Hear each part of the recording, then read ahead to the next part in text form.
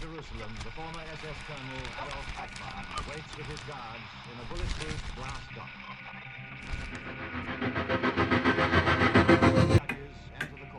En mai 1960, des agents du Mossad ont capturé un homme, que je portais année vie faible et le nom de Ricardo Clément, dans un banlieue de Buenos Aires. Après semaines de surveillance secret, il interceptait entre son maison et le Haret en bus.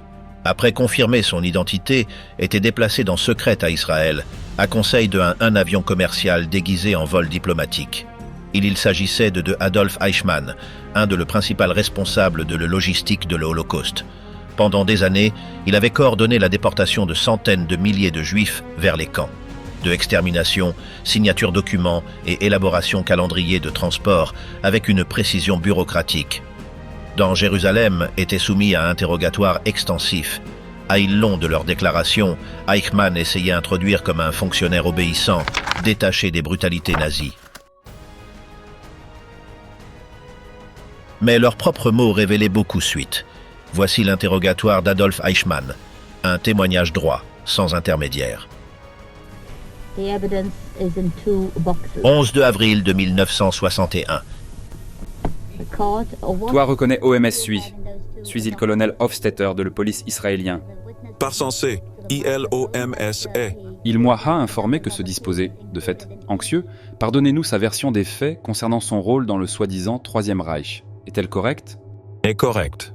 Il capitaine moins, il restera avec toi pour prendre son déclaration. Ouais, il a besoin de documents. Il va les noter et nous ferons de notre mieux pour les obtenir. C'est tout. Commençons avec son CV vitae. Je suis né le 19 de mars de 1906, dans Solingen, dans la région de la Rhine. Mon père était comptable à la compagnie d'électricité locale. En 1913, il fut muté à Linz, sur les rives du Danube. Dès lors, j'y ai vécu avec mes parents et mes frères et sœurs. Mon mère décédée quand j'avais 10 années. Mon père, profondément homme religieux, il s'est remarié avec une femme stricte, elle aussi protestante. J'étais l'aîné d'une famille de 5 enfants. J'ai fait mes études primaires, puis au lycée Kaiser Franz. Après la Révolution, il y avait même des émeutes dans les salles de classe. Nous habitions en centre-ville, au numéro 3 de la Bischofstrasse. À 15 ans, en raison de mes mauvais résultats scolaires, mon père m'a envoyé en pension. Sac de la école et moi expédition à travail à Son-le-Mien de schiste argileux bitumineux. Je suis resté là pendant environ 3 mois. Après cela, j'ai commencé à travailler chez Electrotech comme apprenti. La radio était un domaine nouveau pour moi et je me suis concentré dessus. Plus tard, mon père m'a orienté vers la vente directe. Grâce à une recommandation familière, je suis entré dans le vide huile entreprise. Avait 22 années. À mon arrivée à leur siège social à Vienne, après une brève formation, j'ai été affecté à un secteur précis en Haute-Autriche. C'est ainsi que ma carrière professionnelle a débuté. A-t-il vécu avec leurs parents dans que temps? Ouais, bien que seulement retournait le finlandais de semaine. Mon zone d'emploi comprit une partie du Mulvirtel, une région rurale presque sans électricité. J'aimais cette vie paisible, les forêts, les ruines. J'y ai travaillé jusqu'en 1933, date à laquelle j'ai été muté à Salzbourg. Au principe, moi, attiré île autour alpin, mais avec l'arrivée de la tourisme, j'ai perdu les intérêts. Après la Pentecôte, j'ai été licencié. J'ai reçu 5 mois de salaire. Je suis retourné à Linz. J'avais pensé à lancer une petite entreprise de lubrifiant, mais quelque chose a mal tourné. Alors que je marchais pour voir à mon d'abord client dans Efferding, j'ai changé d'idée. Après de tous, je suis citoyen allemand. Je vais tenter ma chance en Allemagne. J'avais le soutien de mes parents, un passeport allemand et une lettre de recommandation du consul. Outre l'aspect économique, il y avait aussi une raison personnelle. À l'école, je sympathisais avec des groupes nationalistes, monarchistes ou socialistes, davantage par amitié que par conviction. Par l'intermédiaire d'un ami, j'ai adhéré à l'association de jeunesse des anciens combattants germano-autrichiens. Nous avons pratiqué tir dans Linz. Entre 1928 et en 1931, cette organisation prenait un caractère plus nationaliste. Je me souviens d'un rassemblement du Parti national-socialiste au Marzenzkeller. Le Gauleiter a pris la parole. Bolek. Finalement, Kaltenbrunner m'a abordé. Je le connaissais déjà. Nos pères étaient associés. Il m'a dit « Tu vas nous rejoindre ». Et c'est ce qui s'est passé. J'ai rejoint la SS au début de 1932. Le vendredi, voyage à Linz pour faire garde dans le maison Parda. Elle dormait sur un matelas qu'elle partageait avec ses camarades. Le samedi matin, elle rentrait chez elle et terminait ses rapports. À cette époque, nous avons inauguré un nouvel uniforme, chemise marron, veste noire, pantalon en laine et béret. Nous traversions à Freilassing pour former avec le unité assistant de l'ESA. Lorsque le parti a été interdit en Autriche, j'ai su que je n'avais plus d'avenir là-bas. Sans emploi et le parti dissous, j'ai décidé de partir définitivement. Kaltenbrunner m'a livré Kluckart pour porter à Passau, où je devrais. Je me présente devant le Gauleiter Bolek. Après plusieurs heures d'attente, il m'a reçu. Je lui ai expliqué ma situation et lui ai demandé de l'aide pour entrer dans Vacuum. Du pétrole en Bavière. Il me répondit que je devais d'abord apprendre à marcher. J'acceptai donc. Ils m'envoyèrent au monastère de Lechfeld. Que classe de lieu était Lechfeld? Un caserne militaire soit une école? Et que s'est produit après, quand était destiné à Dachau? Lechfeld était un centre d'entraînement construit par l'ancienne armée pendant la Première Guerre mondiale. Il y avait de nombreuses casernes, un monastère à proximité et même une brasserie. Nous étions entraînés par la police d'État bavaroise qui nous connaissait sous le nom de Légion autrichienne. Des unités SA entières et une section SS Sturmbahn complète, forte de plus de 500 hommes, y étaient stationnés. Hommes, nous divisés dans infanterie et ingénieurs. Je suis allé assigner à la section La Surprise, car il était physiquement fort. Nous, ils ont formé surtout dans combat urbain. Moi, à monter rapidement à sergent de première compagnie, chargé de tenir les registres de tir grâce à ma belle écriture. En plus de l'entraînement militaire, nous avons marché pendant heures pour préparer pour le congrès du parti. En octobre 1933, j'ai reçu l'ordre de me présenter à Passau avant le Sturmbannführer Pichel, chef de l'équipement de liens de la Reichsführer SS. Notre mission. Leur mission consistait à patrouiller la frontière austro-bavaroise en collaboration avec la police des frontières. De nombreux fugitifs franchissèrent la frontière autrichienne pour se réfugier en Allemagne et devaient être poursuivis en justice. S'ils appartenaient à la SA ou à la SS, ils étaient envoyés à la Légion autrichienne. La propagande nazie était également introduite clandestinement de Bavière en Autriche. Le tâche était monotone, mais moi j'ai aimé parce que voyage le forêt bavarois, similitude. Je me suis rendu dans le Mühlviertel, que je considérais comme ma deuxième maison. Je ne me suis jamais senti attaché à Solingen, mais j'avais le sentiment que l'Autriche était ma patrie. À Passau, nous avons déjeuné dans une boucherie qui vendait aussi des saucisses chaudes, accompagnées de salades de pommes de terre. Pichel m'a nommé son assistant. Il m'allouait de petites sommes pour couvrir les déjeuners et les dépenses de base, et j'étais également chargé de rédiger des rapports pour le siège social à Munich. C'était une vie oisive et sans intérêt, et je soupçonnais Pichel d'y avoir des intérêts personnels. Il menait la grande vie, était très courtois et avait la cote auprès de certaines dames du coin. Enfin, après Noël de 1934, la section était dissoute. Moi, ils ont envoyé à Dachau avec Ilgam de Unterscharführer. Le discipline là-bas c'était strictement militaire. Nous faisions partie du Deutschland Régiment, composé entièrement d'Autrichiens. Notre installation était dehors de la champ de concentration, un hangar d'un bâtiment en béton qui servait autrefois de dépôt de munitions. Nous avons dormi dans des lits superposés triples. Le camp était gardé par des membres de la SS bavaroise, portant des insignes à tête de mort. Nous avions le symbole runique de le HH avec il nombre 1. Le commandant était un ancien major de la police prussienne devenu officier SS. Les capitaines de compagnie aussi étaient anciens officiers les Prussiens. Il conduisait à cheval pendant le défilé alors que nous avons marché à pied. L'entraînement était équivalent au-delà la Reichswehr. Rien à voir avec les tactiques de choc de Lechfeld. La discipline était inflexible. J'y suis resté jusqu'en septembre 1934. C'est à ce moment-là que j'ai commencé à entendre que il SD de la Reichsführer était recrutement homme avec expérience militaire. De nombreux camarades, insatisfaits de la routine à Dachau, en parlaient. Ce n'était pas l'effort physique qui me gênait, mais l'écrasante monotonie. Pour vous donner une meilleure idée, à Lechfeld, on nous a même fait ramper sur du gravier et des roseaux en guise de punition. Il excusait avec parti médecin. Dans changement, Moyen il punition avec le coude à vif et ensanglanté. Je ne me suis pas bandé. L'après-midi, nous avons repris l'entraînement et les bandages ont craqué. Même sans peau, j'ai tenu bon.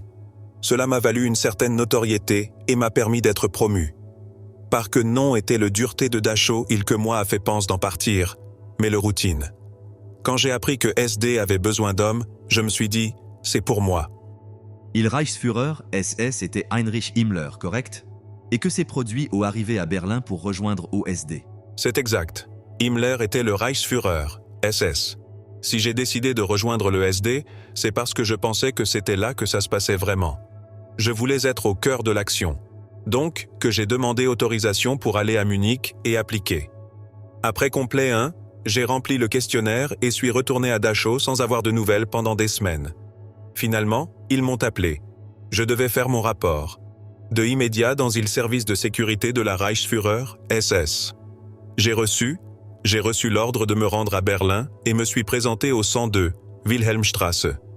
À ma grande surprise, je ne me suis pas retrouvé au quartier général de la Gestapo, Prinz Albrechtstrasse. Le quartier général du SD était situé au palais Hohenzollern. L'expérience initiale fut décevante. Je m'attendais à voir des commandos d'escorte en voiture, comme dans les magazines illustrés de Munich, mais j'avais confondu le SD avec l'Office central de la sécurité du Reich. On m'attribua une couchette dans la caserne et on me plaça sous le commandement de l'Untersturmführer Petersen. Je prêtai serment et on m'avertit de l'obligation de confidentialité. De tous, ils que nous l'avons fait. Moi, j'ai ressenti dehors de lieu. Autorisation de être au « il était dehors » et devait maintenant marcher prudemment sur un sol ciré. Ma première mission consista à organiser des fiches sur les francs-maçons, un sujet que je ne connaissais absolument pas. J'ai ensuite été muté au musée maçonnique, sous le commandement de l'Oberscharführer Richter, où classifier timbres, médailles et objets saisis de gîtes. J'ai été là-bas environ 5 mois. Lors d'une visite de l'Untersturmführer von Mildenstein m'a posé des questions, j'ai répondu du mieux que j'ai pu, et il m'a proposé un poste au sein de son tout nouveau département des affaires juives. J'ai accepté sans hésiter, impatient de laisser derrière moi les timbres. Moi présent dans son bureau, où moi livré il état juif de Theodor Herzl, et moi, il m'a demandé de rédiger un résumé pour la SS, qui a ensuite été publié comme brochure d'orientation. C'est ainsi que j'ai commencé à me spécialiser dans le sionisme avec le soutien de Mildenstein. J'ai travaillé avec Wisliceny et Dannecker lors de la création de notre bureau. J'étais responsable du sionisme, eux d'autres aspects du judaïsme. Nous recevions des comptes rendus de réunions, saisissions de la littérature, des journaux et des documents de renseignement. En 1937, nous avons commencé à écrire informations mensuelles que, après passer par Wisliceny, ils ont envoyé au Dr Six, notre supérieur. C'est comme ça que tout a commencé. Souviens-toi dans quel moment étaient transférés au nouveau département. Et au MS, qui était leur supérieur dans la section juive? J'ai été transféré au SD en septembre 1934. Peu de temps après, le Untersturmführer von Mildenstein m'a proposé un poste dans un nouveau département chargé des affaires juives. J'ai accepté sur le champ. J'en avais assez de classer des médailles et des sceaux maçonniques. Il était mon d'abord supérieur droit. Autrichien comme je, culte et de accord ouvrir. Moi, à donner, j'ai lu L'État juif de Theodor Herzl. Cela m'a impressionné. L'approche politique, l'idéalisme, l'idée d'une patrie nationale. Je me suis plongé dans le sujet, j'ai écrit un résumé comme guide pour les autres membres du SD, et ce texte a même été imprimé comme brochure d'orientation pour la SS. En 1936, von Mildenstein fut muté à l'organisation Todd, et mon nouveau supérieur était un jeune homme arrogant et inexpérimenté. Il ne resta pas longtemps en poste. Il fut enrôlé dans l'armée quelques semaines plus tard. Puis arriva Dieter Wisliceny, qui dirigea la section avec calme. Et Vrij Air académique. Peu après, il a rejoint à nous Theodor Dannecker, OMS occupé de le groupe juif assimilationniste. J'ai gardé responsable de la zone sioniste. Ensemble, nous avons formé la section juive du 112e bureau du SD. Dans d'autres mots, toi étais un national-socialiste convaincu, un loyal membre de les SS, fidèles au serment qu'il avait prêté. Comment expliquez-vous alors votre affirmation selon laquelle vous n'avez jamais haï les Juifs ni été antisémite? Pourriez-vous également décrire les sentiments que vous éprouviez réellement à leur égard? C'est vrai, capitaine. J'ai toujours été loyal au parti, mais personnellement, je n'ai jamais éprouvé de haine envers les Juifs. Si j'avais été affecté à un camp comme Dachau, non pas à des fonctions administratives, mais comme gardien, j'aurais peut-être eu mauvaise conscience dès le départ. Mais pendant des années, je n'ai eu aucun contact avec eux. Droit avec rien de queue. Était dans une unité administrative, sans miser dans des rôles de garde ou de violence. C'est pourquoi je ne me suis pas posé de questions. Cela ne faisait tout simplement pas partie de ma réalité. À mes débuts, en Autriche, ce qui nous préoccupait n'était pas la question juive, mais le pain, le travail et l'abolition du servage. Je ne nie pas l'antisémitisme. Était présent dans Il Jeu, même dans Moi Kampf, bien que, honnêtement, je ne l'ai jamais lu en détail et je n'en ai jamais ressenti le besoin. Je me souviens même d'avoir rencontré un UNSS, Scharführer juif est venu me voir un jour à Berlin. Il m'a dit avoir combattu au début du conflit et être désormais perdu. Je lui ai conseillé de fuir, de se réfugier en Suisse ou ailleurs, car il n'avait aucun avenir là-bas. J'ai facilité son passage de la frontière grâce à une méthode héritée de la section 6, celle qui consistait à envoyer des agents aux étrangers. Et non était-il seulement cas. Je suis parti sortir à un cousin le mien. Même j'ai aidé à un couple juif à la demande de mon oncle, qui m'a rappelé que c'est grâce à lui que j'avais obtenu mon emploi dans le Vide Huile Entreprise, une entreprise dirigée par juifs comme Popper, Weiss, Blum. Ils m'ont toujours bien traité. J'aurais pu les dénoncer, bien sûr, mais cela me semblait inutilement compliqué, une formalité superflue. Je n'ai jamais caché ces incidents. Je n'ai jamais nourri de haine. Néanmoins, la vérité est que votre responsabilité ne se limitait pas aux décisions personnelles. Vienne, tu étais au front d'un bureau dont tâche était claire. Non n'était partie de toi. La force opérationnelle conjointe a-t-elle œuvré pour que Vienne soit débarrassée des Juifs vers la fin de 1940 ? Et en décembre 1939, le docteur Lowenherz vous a rendu visite à Berlin et vous a informé que la force opérationnelle conjointe Distribution le Comité ne reprendrait l'envoi de devises que si les déportations vers la Pologne cessaient. Vous l'avez autorisé. A communiqué qu'il suspendrait, toujours et quand il garantit des fonds suffisants jusqu'en octobre 1940. Est-ce exact ? Oui, capitaine, c'est exactement ça. J'ai transmis ces conditions directement à Lowenherz à Berlin. À ce moment-là, je n'étais plus sous la juridiction de Vienne ni de Prague. Tout ce que je faisais était coordonné avec la section 4 de la Gestapo. Je me souviens avoir formulé cette demande par écrit, peut-être même adressée à Heydrich par l'intermédiaire du chef de section concerné. La réponse fut claire, plus de déportation. Peu après, Müller m'a affecté à ce poste. Officiellement, le direction de la bureau 4B4. Je suppose que considéré, il était inutile de maintenir autant de personnel dans un bureau d'immigration qui fonctionnait à peine, et il souhaitait réduire les effectifs. Notre équipe a déménagé à Kurfürstenstrasse, mais nous avons continué à travailler avec le même noyau dur. Moi à la tête et Rolf Günther comme bras droit. L'émigration étant pratiquement paralysée par la guerre, j'ai commencé à chercher de nouvelles solutions. C'est alors qu'est apparu le plan Madagascar. Je me suis souvenu des écrits d'Adolf Böhm et de la façon dont Theodor Herzl avait envisagé cette option à un moment donné. Nous avons mené une enquête approfondie. J'ai eu recours au ministère de la Halle intérieure, au Institut Bernard Nuit de médecine tropicale, et nous avons rassemblé toutes les informations possibles. Mon idée était de créer une région juive autonome sur l'île, comme soupape de sécurité face à une situation de plus en plus intenable.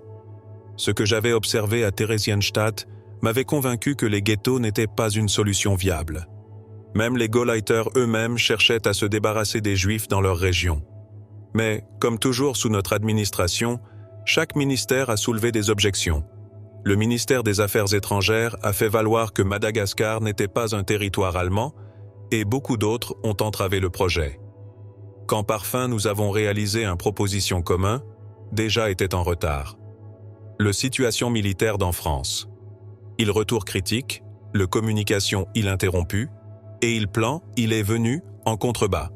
C'était en 1940. C'est à cette époque que Müller a commencé à m'envoyer inspecter les ghettos de l'Est. Litzmannstadt, Varsovie. Officiellement, mon bureau s'appelait encore Affaires juives, même si l'expression « solution finale » était déjà employée. Mais à ce moment-là, ce terme n'impliquait pas d'extermination physique. Je l'avais moi-même utilisé dans le contexte du projet Madagascar. Tout a basculé lorsque Heydrich m'a appelé après le début de la guerre contre l'Union soviétique. Il m'a dit « Le Führer a ordonné l'extermination physique des Juifs ». Il l'a dit lentement, comme s'il attendait de voir ma réaction. Je suis resté sans voix. Puis il m'a ordonné d'aller à Globoknik, à Lublin. Là, on m'a montré des baraquements en bois reliés à des générateurs. Les Russes, qu'ils ont injecté le gaz dans son à l'intérieur. Moi, j'ai été laissé paralysé. Alors j'ai visité Kulm.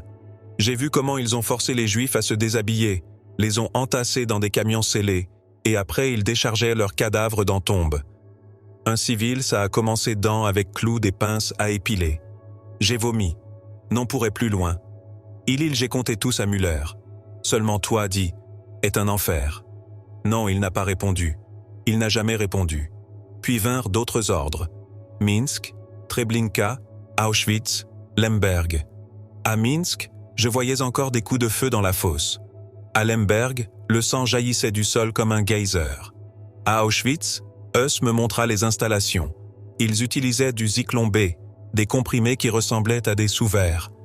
Je ne les ai pas vus les utiliser, mais j'ai vu une immense fosse où des corps brûlaient.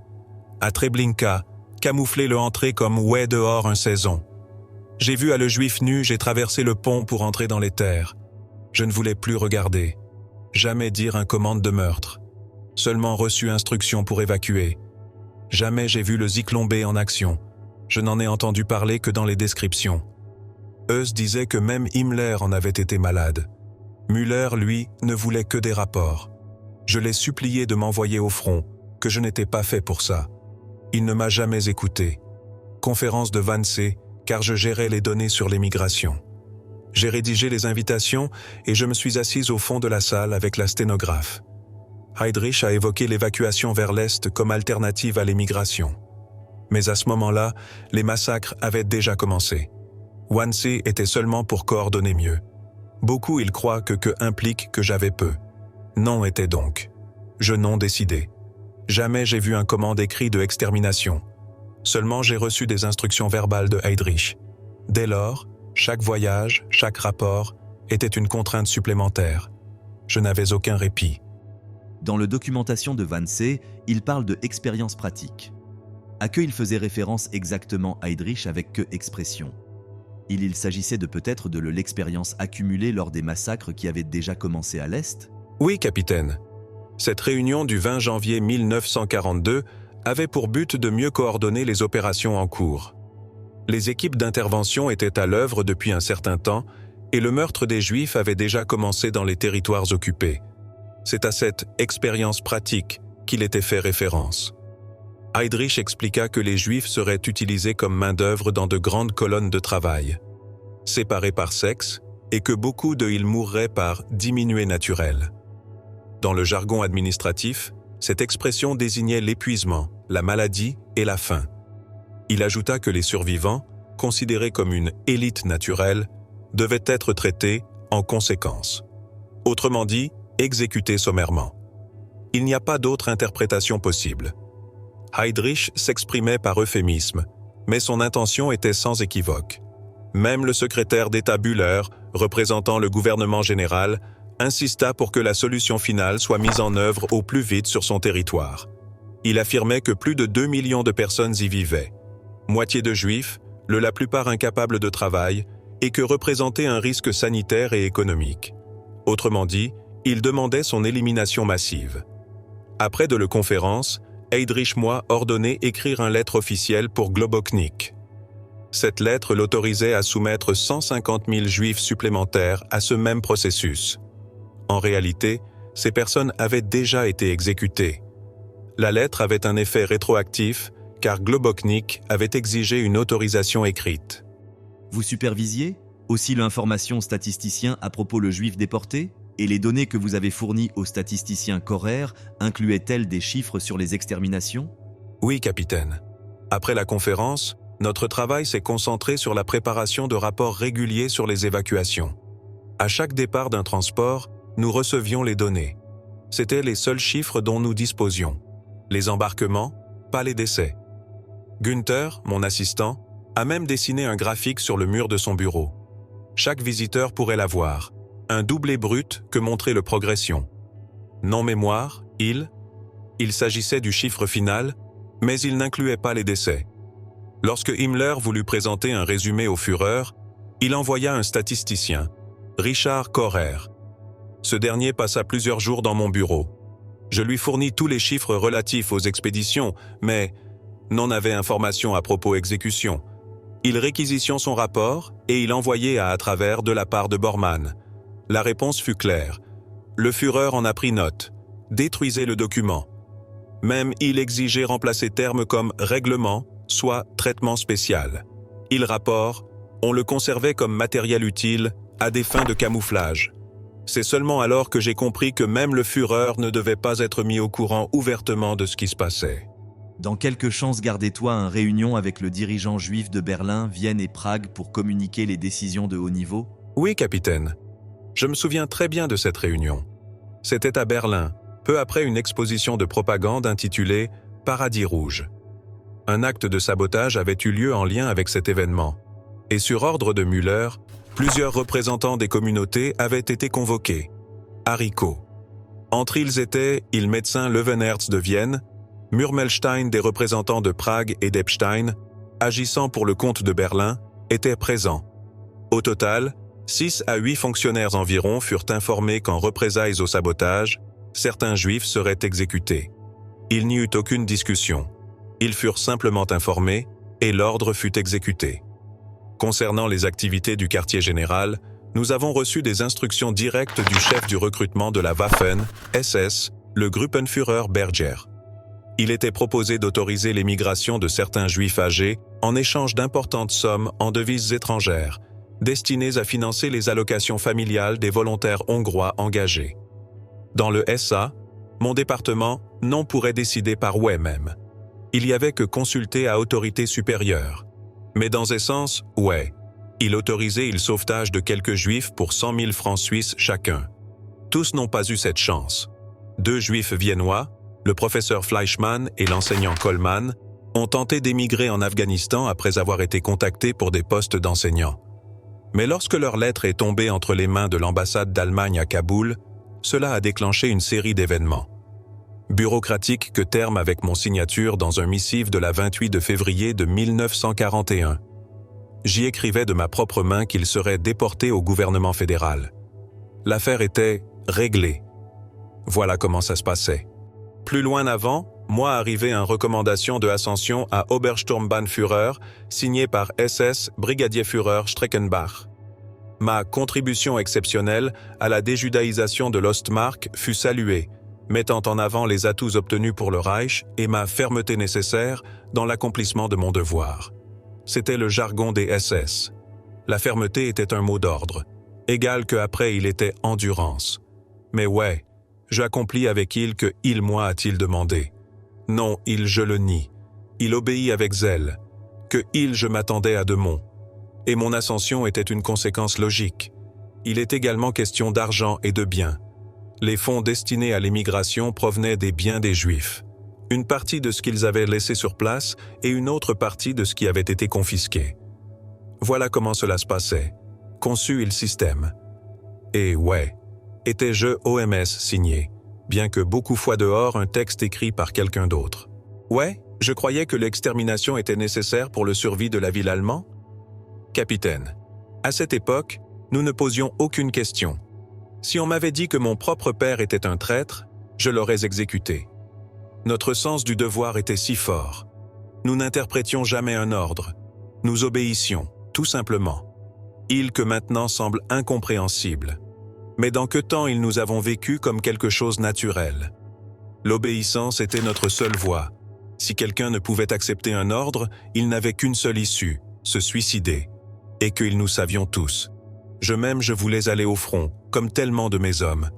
Mais la Gestapo refusait ces sorties. Ils avaient besoin de nous là-bas. Quand on me demande des chiffres, je cite ce dont nous nous souvenons. En 1945, j'ai parlé front à plusieurs subordonnés. J'ai mentionné 5 des millions. Avec satisfaction? Pas du tout. J'ai ressenti un choc moral. Tout s'était effondré. Le Reich était perdu. Et tout avait été vain. Voilà ce que j'ai pensé. Mais transformer cela en cynisme, et théâtre. Que phrase que attribue à mon « que sauterait à le tombe en riant » ? Jamais je l'ai dit. Mes hommes m'auraient pris pour un fou. Ils savaient que ce n'était pas moi qui donnais les ordres de tuer. Nous n'étions que le relais. C'est comme ça qu'on voyait les choses. Mais dans 1942, toi déjà étais chef de département. Non, son bureau était-il également responsable des déportations de Roms? Oui, capitaine, c'est exact. J'étais responsable du bureau, mais les décisions comme celles concernant l'IDIS ne dépendaient pas de nous. Elles étaient prises à un niveau bien supérieur. Il en fut de même pour les Roms. Nous ne faisions que recevoir l'ordre. Je ne me souviens plus s'ils ont tous été déportés ou s'ils ont tous fini dans des camps d'extermination. Ceux qui venaient de l'Ouest, cela me revient plus clairement en mémoire, ont été conduits dans un ghetto à Litzmannstadt. C'était au début, avant la guerre avec la France. Plus tard, en effet, beaucoup ont fini à Auschwitz. Mais en ce qui concerne les directives, non, il n'y avait aucun spécifique. Il Reichsführer, il décidait personnellement. Dans d'autres cas, il a fallu consulter différents services. Mais concernant les Roms, personne ne s'est soucié de leur nationalité ni des détails. Il n'existait aucune étude à leur sujet, ni d'archives organisées. Non, nous avions fichiers individuels.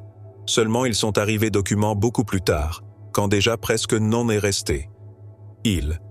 Je parlais de chiffres grands dans Ilse, dans Pologne, Hongrie, Roumanie, mais je peux confirmer.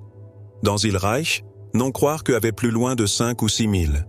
Non était une population organisée comme le juif. Tous étaient improvisés.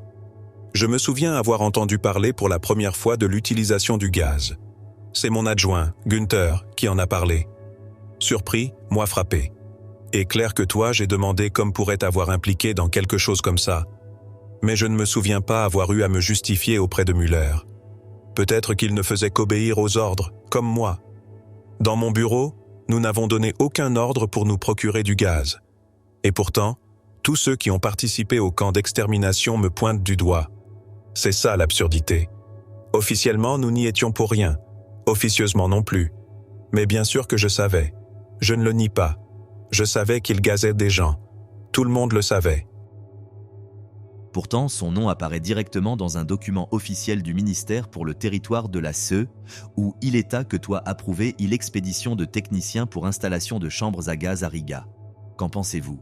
Ce document mentionne une lettre de Braque, émanant du bureau du Führer, qui évoque l'envoi d'un chimiste, le docteur Kallmayer, à Riga pour participer à la construction des systèmes de gazage. Et oui, il est vrai que mon nom y figure, donnant mon accord. Mais cela ne signifie pas que j'ai donné l'ordre ou coordonné l'opération. J'ai seulement été consulté en tant que spécialiste du Bureau des Affaires juives et je n'ai fait que transmettre l'approbation que j'avais reçue de ma hiérarchie. Le dispositif était géré par, depuis le ministère de la SE et depuis le bureau de Braque. Nous, non. Nous n'avions ni les compétences ni les capacités pour fabriquer des systèmes à gaz. Non, l'OMS commençait que procédure, ni l'un ni l'autre. Ouais était initiative de Wetzel, de la ministère de la SE, ou qui que ce soit d'autre. Je ne crois pas non plus que mon assistant Günther ait agi seul lorsqu'il a envoyé des produits chimiques. Jamais j'ai autorisé personnellement le hachette de acide prussique. Bien sûr, j'ai entretenu des relations avec Globoknik, puisque c'est moi qui m'y suis rendu sur ordre direct. J'ai visité les installations, rédigé le rapport et l'ai transmis à Müller. Mais affirmer que mon bureau était responsable de l'approvisionnement en gaz, c'est faux. Nous n'avons jamais géré ce matériau. Officiellement, non, nous avions rien que voir. Officieusement, ni l'un ni l'autre. Je savais, par bien sûr, mais je n'en ai pas donné l'ordre. J'étais au courant des massacres au gaz, oui, j'étais au courant. Mais cela n'en fait pas la responsabilité directe de mon service. Vous souvenez-vous si Kastner vous a proposé de garantir la vie de 100 000 juifs hongrois, y compris enfants, personnes âgées et malades, à changement de 5 des millions de francs suisses en joaillerie, devises étrangères et pengos? Et non était aussi Becher OMS coordonné avec toi le sortie et de certains groupes à l'égard de la Palestine dans le cadre de cet accord? Est possible que Kastner, moi, serait que proposition. Non, je le nie. Parce que non. J'en suis presque certain, mais je ne peux l'affirmer avec certitude. S'il m'a réellement fait cette offre, ce devait être lors d'une de nos nombreuses conversations à Budapest. Ce dont je me souviens parfaitement, c'est que mes ordres étaient différents. J'avais reçu des instructions précises pour gérer un échange selon lequel, en échange d'1 million de Juifs, le Reich recevrait 10 000 camions. C'était la directive officielle qui m'avait été donnée, et toutes les autres initiatives, même si elles existaient, étaient soumises à ce cadre général. Je n'étais pas autorisé à négocier en dehors de ces paramètres, ni à accepter des offres d'une autre nature sans consulter mes supérieurs. Quant à Becher, oui, il s'occupait des aspects financiers de ces opérations. Il avait une mission spécifique qui lui avait été confiée directement par le Reichsführer SS et, dans ce cadre, il rencontrait fréquemment Kastner. En fait, nous nous sommes rencontrés tous les trois, Becher, Kastner et moi, à plusieurs reprises. Mais je tiens à préciser que ma participation à ces réunions avait un personnage surtout opérationnel. Becher était OMS géré tous. Il s'occupait des aspects financiers, organisait les paiements, décidait de la logistique et négociait les conditions directement avec Kastner. C'est lui qui proposait quel groupe pouvait partir, à quelles conditions et quelles compensations financières seraient versées. Il s'agissait principalement de jeunes juifs originaires des régions orientales de la Hongrie. Le plan consistait à les faire quitter le pays clandestinement, en franchissant la frontière roumaine, à l'insu du gouvernement hongrois. Je non. J'avais intervention quelque dans le sélection de le personne, ni l'un ni l'autre dans l'administration. Je n'ai pas géré les fonds, je n'ai pas autorisé les paiements et je n'étais pas impliqué dans les détails de l'opération. Mon rôle se limitait à veiller à ce que la police allemande n'intervienne pas. Si Becher avait besoin d'une couverture pour faciliter un transfert, je donnais les instructions nécessaires à mon équipement pour que non ait intervenu. Mais rien plus loin, ni l'un ni l'autre. Je n'ai autorisé aucun départ de ma propre initiative et je n'ai négocié aucun échange directement. Je me souviens aussi que lors d'une de ces réunions, Kastner est arrivé avec une valise pleine de devises étrangères. J'ignore s'il comptait les remettre sur le champ ou si cela faisait partie d'un plan plus vaste. De là d'abord payé d'une opération plus loin large. Mais il vrai est que la situation finit par attirer l'attention des services secrets hongrois, notamment en raison des sommes en jeu. Dès lors, collaborer avec la police hongroise devint extrêmement difficile. La méfiance, les tensions croissantes et un climat hostile entravaient toute opération. Concernant les accusations de menaces, je dois catégoriquement nier une en particulier qui a été fréquemment mentionnée. L'expression prétendument employée, l'usine d'Auschwitz. Je n'ai jamais utilisé cette expression. Jamais. En fait, je l'ai entendue pour la première fois bien plus tard. De Le Guerre, quand il première un film avec qualification. Dire que j'ai utilisé ces mots comme une menace est tout simplement faux. C'est une pure invention. Dans mes conversations avec des représentants juifs ou tout autre interlocuteur, je n'ai jamais eu recours à ce genre de langage. Cela ne faisait pas partie de ma façon de faire. Mais nous avons constaté dans ces documents que les autorités hongroises ont opposé une résistance, avec le possible exception de la sous-secrétaire Endre. Par que était-toi et son groupe étaient là pour exercer une pression suffisante? Et n'est-il pas vrai que, selon les documents, le plan consistait à arrêter 1 million de Juifs en 4 mois et à les déporter? Autrement dit, leur opération a été menée sous une pression extrême afin de la terminer le plus rapidement possible. Capitaine, la résistance en Hongrie ne venait pas de simples fonctionnaires. C'était Horthy, le régent, et son entourage qui s'opposaient à nos actions. Et briser cette résistance n'était pas chose possible pour une petite équipe de police, de sécurité soit de la SD comme il note. Que tâche était en main de le plus loin. Les hauts responsables du Reich, le ministère des Affaires étrangères à Berlin, le Reichsführer SS lui-même, le chef de la police allemande, furent chargés de faire tomber le mur politique. Ce ne furent pas les membres de l'équipe spéciale d'Eichmann. Notre action était bien plus limitée et, bien que présents sur le terrain, nous n'étions pas ceux qui déterminaient la politique de la Hongrie. Concernant la deuxième question, oui, c'est exact. Dès le début, l'ordre était clair. Évacuer au plus vite. J'ai moi-même reçu des instructions directes en ce sens. À Ouest, et que Urgence montrait clairement que la direction allemande avait J'avais une idée assez précise de l'évolution de la guerre. La rapidité était essentielle. Mais, capitaine, avec le peu d'hommes à ma disposition, il n'était pas possible d'accélérer davantage le rythme. Là, que déjà il vert. Le unique exemple que vraiment pourrait cocher la différence de rapidité venait du ministère hongrois de l'Intérieur. Si, par exemple, la gendarmerie hongroise avait décidé de saboter nos opérations, et je tiens à être parfaitement clair, nous n'aurions rien pu faire. Absolument rien. Cette dépendance opérationnelle était totale. Notre équipement était petit, le décisions indices était dans d'autres mains et l'exécution restait, pour l'essentiel, entre les mains des autorités locales. Mais qu'en est-il de la deuxième marche mentionnée dans ces documents? Dans ce télégramme de Wiesenmayer, daté du 13 novembre 1944, il rapporte que 30 000 Juifs étaient déjà dans itinéraire vers territoire du Reich. Qu'a-t-il à dire à ce sujet? Capitaine, tout d'abord, en ce qui concerne cette supposée seconde marche, que je peux dire est-il suivant. Quand il parle de chiffres comme 50 000, et alors parler d'une marche de 50 000 personnes supplémentaires est manifestement une exagération. On a tendance à gonfler les chiffres quand cela nous arrange, et c'est clairement ce qui s'est passé ici. Je ne nie pas que de tels chiffres aient été mentionnés dans les rapports. Il est même possible qu'à un moment donné, il ait été écrit que 30 000 personnes avaient participé à la marche. Mais personnellement, je ne me souviens avec certitude que de la marche de 10 000 personnes. Et c'est tout, du moins à ma connaissance. Mon mémoire, le unique que il a pris à Cap Faible, le condition que moi, ils diffusent leurs émissions depuis les airs. Quant au contenu de ce télégramme de Wiesenmayer, oui, je le connais. Il informait le ministère des Affaires étrangères à Berlin de la situation. Il disait, par exemple, que dans la région du Bas-Danube, seuls des hommes extrêmement compétents, de préférence âgés de moins de 40 ans, pouvaient être employés, ce qui est conforme à la directive de utiliser à le plus loin fort pour emploi, comme la construction de des fortifications ou des fossés anti-chars. Il est également fait mention d'efforts diplomatiques auprès des ambassades de Suisse et de Suède.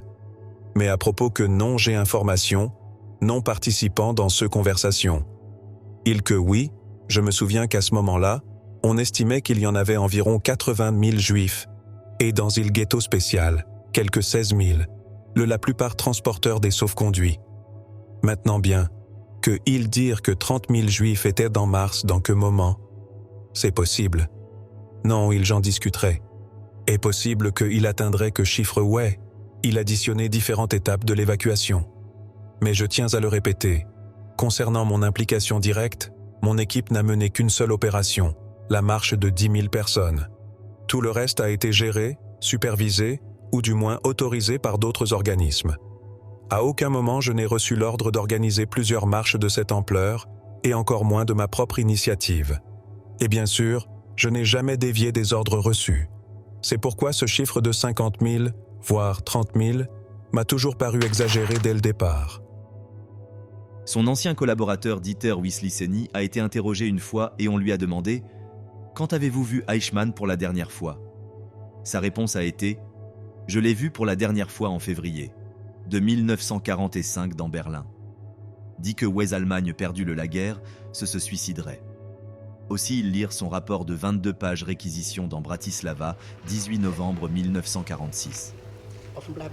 Souhaitez-vous faire des commentaires? Capitaine, cette déclaration de Wisliceny m'a surpris et indigné. Je n'ai jamais eu de problème personnel avec lui, si ce n'est peut-être sa frustration de ne pas avoir été promu, lequel non.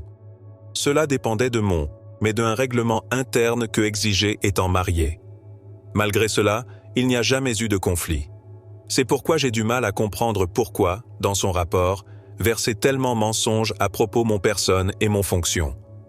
Je suis arrivé à penser qu'il l'a fait déplacer par ressentiment. Tel temps, au verset seulement et abandonné, feutre que ses anciens supérieurs avaient disparu, et il voulait se venger, exagérant ou inventant des détails pour se sauver. Mais ce n'est pas juste. Je n'ai pas disparu comme il le prétend. J'ai été fait prisonnier par les Américains et je suis resté. Faible son garde à vue jusqu'à janvier de 1946. Non moi, je ne me suis ni caché, ni préparé de fuite. J'aurais pu, certes, mais j'ai rejeté cette idée. Lui, en revanche, s'est retrouvé devant un tribunal, sous le regard de tous, sans aucun supérieur pour le soutenir. Cette situation a sans doute influencé ses motivations. Comme vous le savez, il a fini par être livré aux Tchécoslovaques, jugé pour ses activités en Slovaquie et finalement exécuté. C'est peut-être pourquoi il a cherché à se distancer du système qui l'avait servi, se présentant comme un opposant de toujours, comme beaucoup le font lorsque tout s'effondre. Quant au rapport que vous m'avez montré, celui de Bratislava, il est truffé d'allégations infondées. Il va même jusqu'à me dépeindre comme si j'étais le commissaire suprême chargé du sort de tous les Juifs d'Europe, doté d'un pouvoir absolu. Or, ce n'était pas le cas. J'étais sous les ordres du chef de la section 4, Müller, et toutes mes instructions venaient de ma hiérarchie. Jamais j'ai agi par compte propre, ni l'un ni l'autre, j'ai décidé politique. Wisliceni, réécrire le histoire. Pour se racheter, il mêle faits avérés et mensonges, tentant de prouver qu'il s'est toujours opposé aux décisions qu'il a prises. Pour ma part, je n'ai jamais tenu de tels propos. J'ai toujours reconnu avoir obéi aux ordres reçus et je ne me cache pas derrière de pitoyables subterfuges. Ce rapport est, au fond, un mélange de vérité, d'opinion et d'opportunisme. Et ces accords à propos déportation, comme il signait dans Sofia, aussi, ces directives ont-elles été reprises dans d'autres pays? Est-ce vous ou votre bureau qui avez établi ces directives? Donc monsieur capitaine, que était le règle dans presque tout le cas. Mon personne, des conseillers en affaires juives tels que Dannecker ou Wisliceni, agissaient avec l'autorisation de l'autorité suprême, déjà dehors militaire soit civile. Par exemple, dans Bulgarie, Dannecker. Je n'aurais pu signer aucun accord sans le consentement du ministre allemand en poste dans ce pays. Il était clair qu'avant toute formalisation, le ministre allemand devait en discuter avec le Conseil des ministres local. Ce même schéma s'est répété en France, à Pressbourg, en Roumanie. Le dispositif fonctionnait selon une structure établie. Mais non, je n'ai pas donné de directive générale pour ces accords.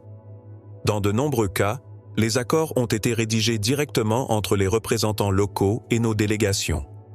Cet accord en Bulgarie était peut-être différent car un commissaire aux affaires juives y avait été expressément nommé. Qui l'a proposé? Je l'ignore. Mais en règle générale, tout se gérait par correspondance entre les agences allemandes et les autorités nationales.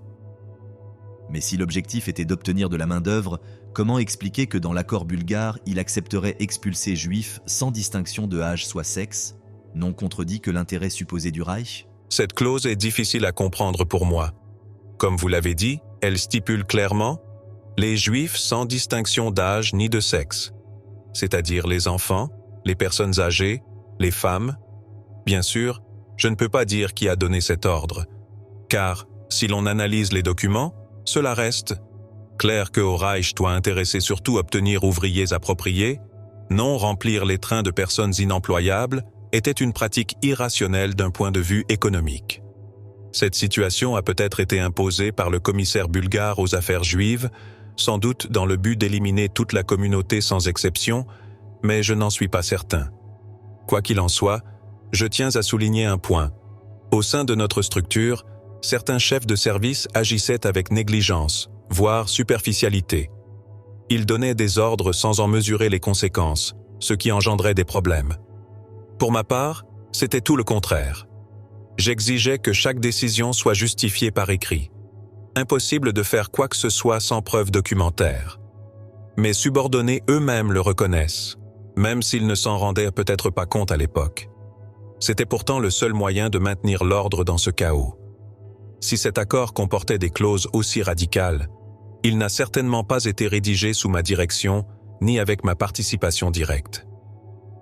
Dans que contexte, permettez-moi de demander lui, quand ils ont déporté à parents et les enfants de plus de 14 ans ont été envoyés à Auschwitz, qu'est-il arrivé aux plus jeunes?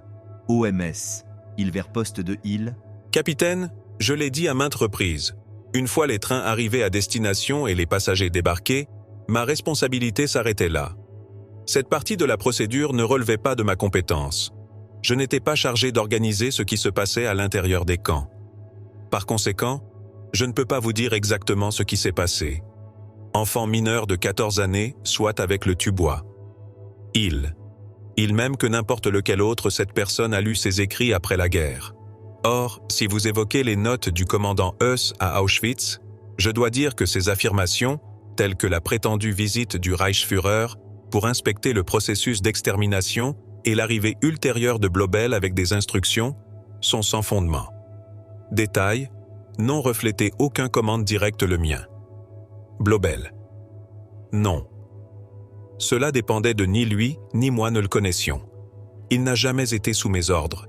Je sais seulement que Müller lui avait attribué un logement dans nos bureaux berlinois par manque de place, mais sa mission était différente. Il était chargé d'effacer les traces d'exécution, de creuser des tombes, d'incinérer les restes et de détruire les preuves. C'était ce qu'on appelait l'équipe 105. Mais cette unité n'était pas rattachée à mon bureau. Je n'ai jamais eu d'autorité opérationnelle sur Blobel, et nos relations personnelles étaient même tendues. C'était un homme brutal qui buvait beaucoup, et une fois, sous l'emprise de l'alcool, il a traité mon équipe comme si elle vivait dans sa propre caserne. Nous nous sommes disputés et nous nous sommes même provoqués en duel. Müller a dû intervenir pour éviter que la situation ne dégénère. Plus tard, j'ai appris qu'il avait été exécuté pour sa participation à des fusillades à l'Est. Mais il ne m'en a jamais parlé de son vivant. Et non, toi, il semblait que, aux commandes supprimées tous tracés de l'exécution, l'Allemagne reconnaissait-elle que la guerre était perdue? Ce soupçon avait commencé à germer dans mon esprit bien avant cela. Dès 1941, j'avais tenu des propos qui m'avaient valu des réprimandes de la part de Müller. Eux dit à mon homme que « Ouais, nous avons continué, donc nous perdrions la guerre ». À Wisliceny, je lui ai dit à plusieurs reprises que je ne croyais pas au Reich de 1000 ans. J'ai dit « Quand Hitler mourra, tout cela s'effondrera ». Car la même chose s'est produite avec l'empire d'Alexandre le Grand. Après sa mort, il s'est effondré. L'histoire regorge d'exemples. Dans les conversations privées avec Günther, aussi j'ai exprimé mon doute à propos de Victoire. Bien que je doive confesser que, par un temps, je croyais dans le appel bras miraculeux.